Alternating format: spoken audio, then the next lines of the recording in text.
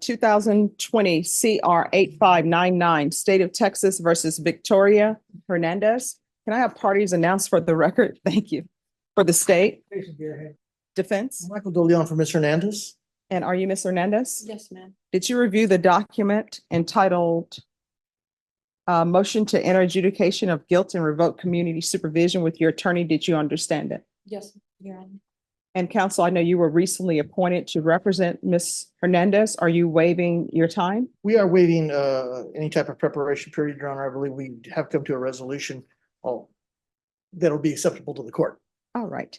And do you have any objection to proceeding, Ms. Hernandez? No, Your Honor. All right. Are you the same Victoria Irene Hernandez who was placed on deferred adjudication in 2020 CR 8599 for the offense of abandoning a child with intent to return on January 4th, 2021 for a period of 3 years? Is that you? Yes, ma'am. All right. State. Yes, Your Honor. Violated condition number 13 on or about the 23rd day of April 2024 in Bear County, Texas. Defendant Victoria Hernandez did then and there operate a motor vehicle without a valid Texas driver's license in violation of condition number 13. How do you plead to that? True or not true?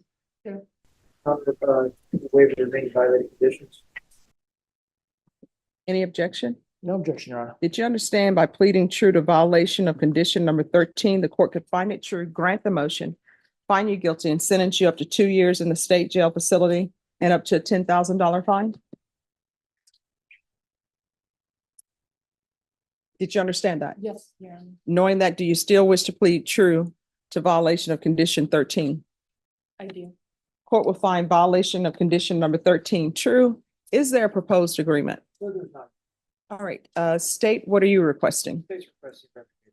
Defense, what are you requesting? Your Honor, probation had made a recommendation to extend for 1 year, place Ms. Hernandez in a DDRF, followed by mixed supervision and a parenting class. And as the court could see, she was in felony drug court. DDRF was held in abeyance last time as an option, and she is motivated to go to DDRF, be successful in it. Apparently the wait is only 3 to 6 weeks, and that's what we're asking the court to do. All right, any objection to the court reviewing the court summary? No objection, Your Honor. All right, Ms. Hernandez, I don't think you're a good candidate for probation. And let me just tell you why. Felony drug court is an intensive form of probation. I know that. But from reviewing the court summary, it's not as though felony drug court, you mess up one time or you make a bad choice one time that they say, oh, we're not going to deal with you anymore. And I'm looking here at the sanctions that they gave you over there. And let me just tell you how many sanctions they gave you, which means this is how many chances they gave you. You understand? So it's 1, 2, 3, 4, 5, 6, 7, 8, 9, 10, 11, 12, 13, 14, 15, 16, 17, 18, 19, 20, 21, 22, 23, 24, 25, 26, 27, 28, 29, 30, 31, 32, 33, 34, 35, 36. That's what you're coming to this court with. 36 times felony drug court was seeking to work with you. So you see where my mindset is? And do you understand why? Yes, Your Honor. And so I placed you on probation here. And even here, you had a motion to revoke filed against you. And that was on, well, it was heard on March 9th, 2022. And that's when you were sent to felony drug court. So I don't think you're a good candidate for probation. Judge, if I could, Yes. one thing for Ms. Hernandez, the good thing about felony drug court for her was that it is our belief that it has worked. She has been clean since September, and if she was tested today, she's going to come up negative. Mhm. So, it's not like she totally, yeah, there's several things that she did do correctly in felony drug court. There are a number of things, obviously, as the court has seen, that weren't done correctly, but she's made a lot of her appointments, And she has ended up clean, which is the point of felony drug court.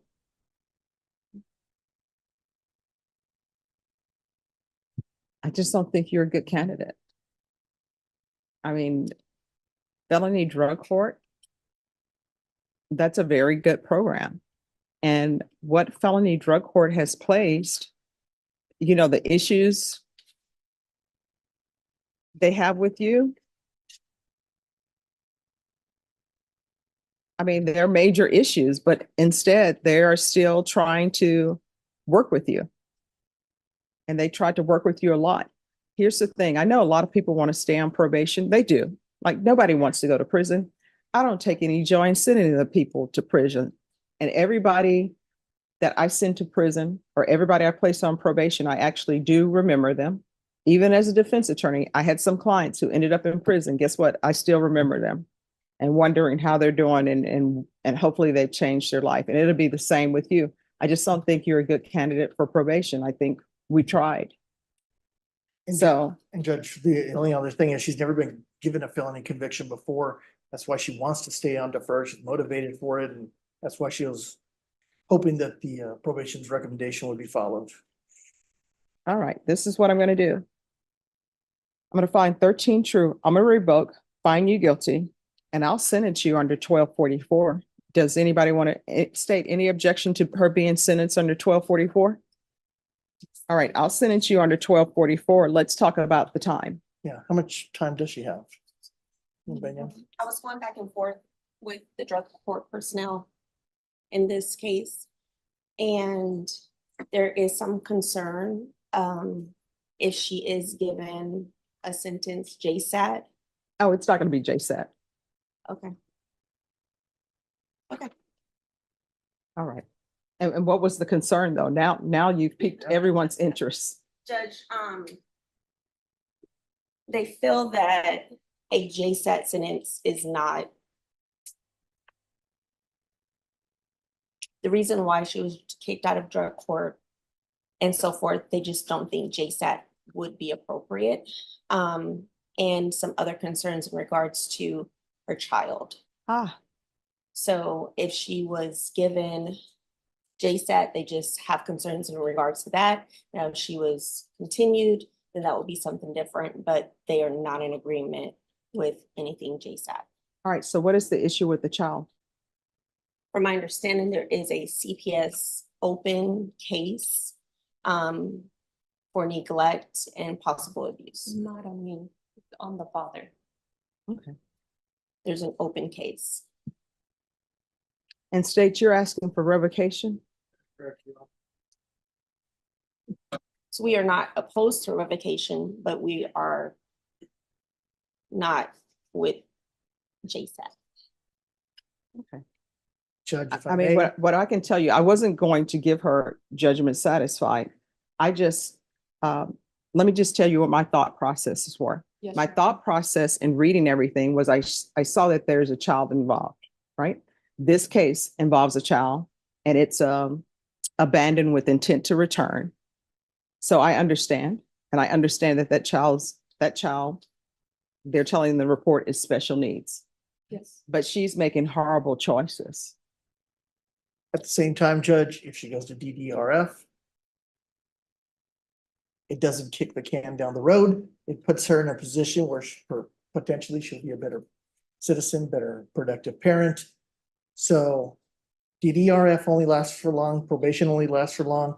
If we help her continue, she has a possibility of, one more chance. And the court has given plenty of chances before, but if she's given one more chance, there's a possibility that one day she's going to be still with this child, and that child needs a stable parent, and DDRF will help in that potentially. State? Is the state still recommending revocation? Well, Judge, little of child involved, I mean, the state would be opposed to DRF, follow-up, and be appropriate, hopefully, because it looks like the person knows that we have in our system that the defendant might have an anger management problem, and any type of additional help might help for the future of that child, at least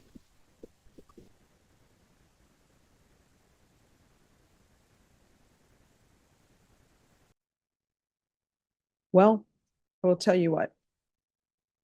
Your special needs child has saved you. And you are not saving your special needs child.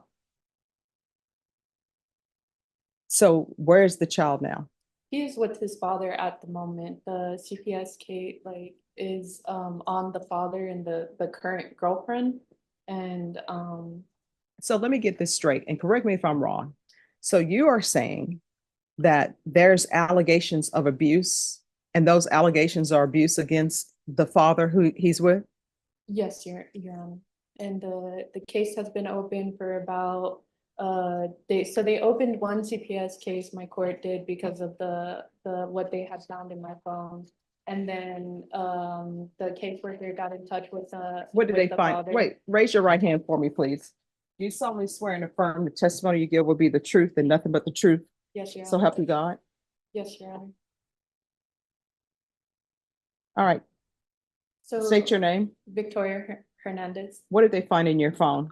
So they found that, so I had found out that my kid's father was locking my son in the room, and I wasn't aware, like I had, like, so later on, they said that it was because like the autism doctor recommended that they lock the door at night, but I thought like they were just locking my son in the room like all day. And so that's what drug court found on my phone when they were going through our messages, was me like getting mad at the dad about locking my son in the room, and so they called CPS for neglect. And then the dad got another CPS case because I believe the school called CPS for neglect as well. All right, any objection to somebody from drug court zooming in? No objection. All right, just have a seat. Drug court is going to zoom in so we can get to the bottom of what's going on. All right, so we have Officer Garcia by Zoom. Any objections to her being by Zoom? Defense?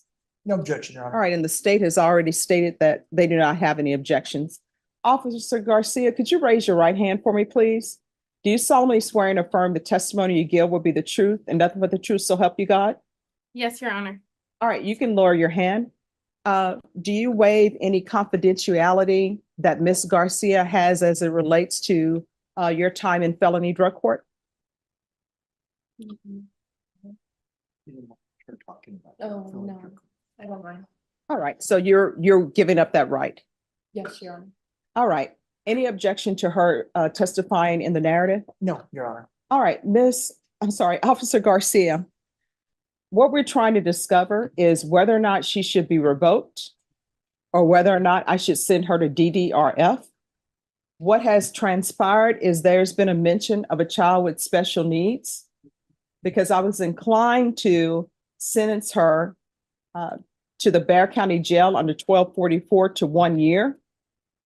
Can you tell us how she was doing? What have been the issues with her in the drug court, and what would be your recommendation for her? Judge, Victoria was on my caseload the entire time that she was in felony drug court. As you saw in the court summary, we did work with her extensively. Every time there was a violation, we used progressive sanctions. We did have DDRF in abeyance, back on 9/20/2023. Instead of that, we went ahead and gave her the chance to do Alpha Home, which she did complete.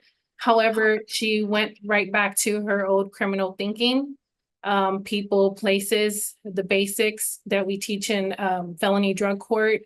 We were working with her, and we happened to do a phone search only because there was another phone search done on another participant, kind of intertwined the two. And that is the only reason why we found out, is like it fell into our lap. It wasn't something that we were looking for. And we had concerns, again, because of her special needs child. We do have another case against her in CPS. So the CPS case, there is one pending for the father of her child, and we do also have one for herself. All right. Do you know, with regards to the case for herself, what is that about? Because of what was found on her phone. So what was found on her phone has absolutely nothing to do with the child's biological father? It's actually both of them are involved. But again, he was the only one that the case had, the first CPS case is only on him. So when we found the information that included both of them, a CPS case was filed against her as well. So what was on her phone? Did it have to do with, I don't want to get into too much, but what was on her phone? Did it have to do with her as it relates to her and her child? Yes, concerning for her to be around her child, absolutely. Okay. And then considering her case that she's on as well. So with that being said, we have seen often that we work with the individuals and there wasn't really enough progress and we don't feel comfortable with one, probation doesn't like to recommend revocation.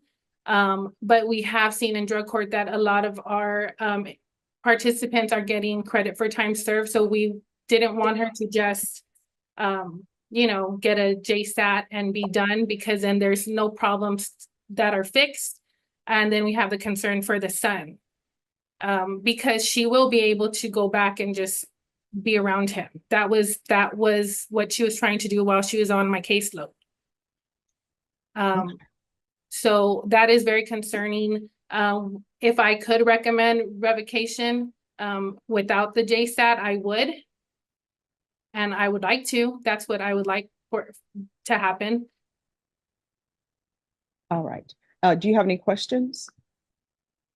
I do, Judge. All right. Officer Garcia, Yes, sir. throughout her time throughout felony drug court, she tested negative on multiple occasions, correct? She did. However, she also tested positive. How long ago was that? Let me check. Drug test. Well, she did have a no-show, so to us, that was April the 17th. That is considered a positive in felony drug court. Let's see, her last positive would have been September of last year. 2023? Yes. And again, she did go to treatment during that time frame before we just got her back reporting in person. That's all I have for you. Thank you. Mhm. All right. And Officer Garcia, you all are not willing to accept her back. Is that correct? No, Judge. We worked so much with Miss Victoria, and it just seems like we hit a wall at this point. All right. Thank you so much for zooming in on such short notice. I appreciate it. Yes, Judge, you have a good rest of your afternoon. Okay. All right. Bye-bye. Bye-bye. All right. So with her, it's going to be revocation. Are you still insisting that what was in your phone was not related to you? I wasn't aware the second time around that a CPS case was put on me. I've been in jail. No. My question is, It are you is- still saying that what was on your phone regarding your child is unrelated to you? No. Okay. Judge, in lieu of that, we're asking for the minimum time allowed. Apparently she has 158 days in custody over the past 3 or 4 years.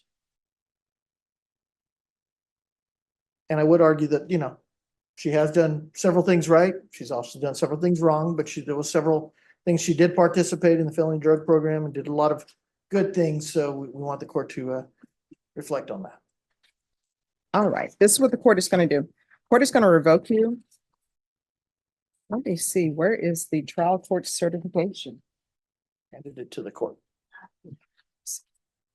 I do have it here.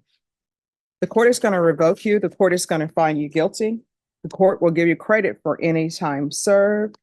The court will give you credit if you successfully completed inpatient treatment, because I see there was some inpatient treatment maybe through alcohol.